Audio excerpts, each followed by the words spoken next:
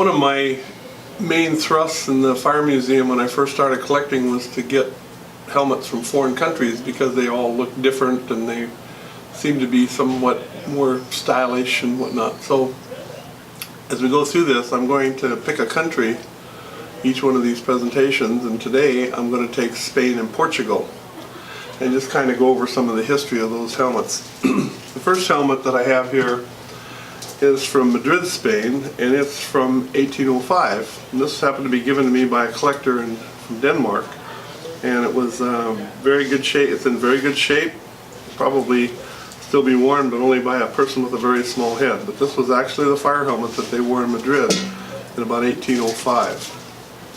Then in the 1960s, they wore this helmet. Now this helmet is reminiscent of the German World War II helmet, which was very popular, and as the series goes on, you're going to see a lot of helmets that have this same style, the German helmet with some kind of a crown piece on the top. This also was from Madrid, Spain, and it was very popular, and they wore this helmet clear up into the 1970s and 1980s. Then they switched to another helmet.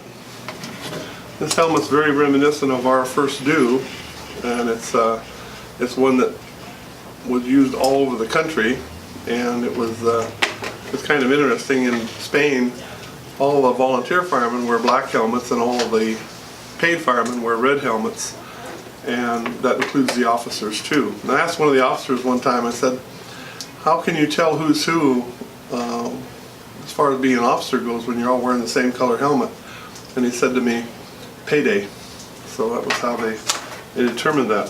So today the Spanish are wearing the standard European style helmet. I think I showed you that in another picture. It's more like the motorcycle helmet.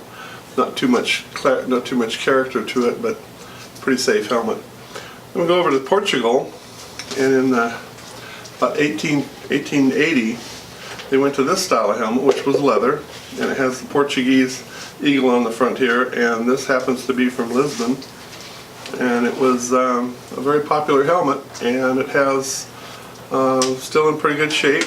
Was sent to me by a friend of mine named Guy Cornelis from Belgium, who has a very large collection of fire helmets.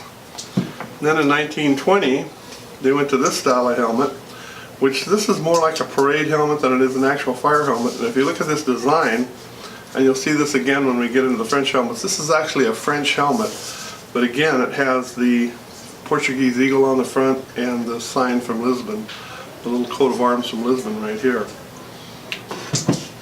Then in about 1940 they went to this style of helmet, which is, I'm not sure what city this is from, but it's not Lisbon. But this also was given to me by Guy, and it was a very popular helmet at the time, and they just basically had the same European style and European design on it. Then in the 1950s they went to this helmet. Now this happens to be made of, this is leather, and this is brass. This happens to be made out of a molded plastic, and it was a composite mold helmet. And again, it's from Lisbon, has the Lisbon eagle and has the Lisbon coat of arms on the front. This was very popular clear up until the about 1960, 1970, and then they started using these helmets here. Now this helmet here, which looks like our first due, is actually one of the helmets that Ronnie Coleman and I developed with a company called American Sports. We didn't know that Portugal was buying them, but Guy sent me this helmet because I asked him for a Portuguese fire helmet, and I had to call him up and say, Guy, you just sent me one of my own helmets. And he said, no, that didn't happen. I said, yeah, that's an American Sports helmet, and it's the one that Ron and I developed for that company. And then of course we went away from that company and made our own particular helmet. So this helmet was very popular in Portugal too for a long time. Basically it was our fire helmet. Now the next episode of this program is going to be helmets from South America, Mexico, Guatemala, and so forth. So once again, if you have any questions about anything to do with fire helmets, give us a call. We may not know all the answers, but we know a lot of people that do know the answers.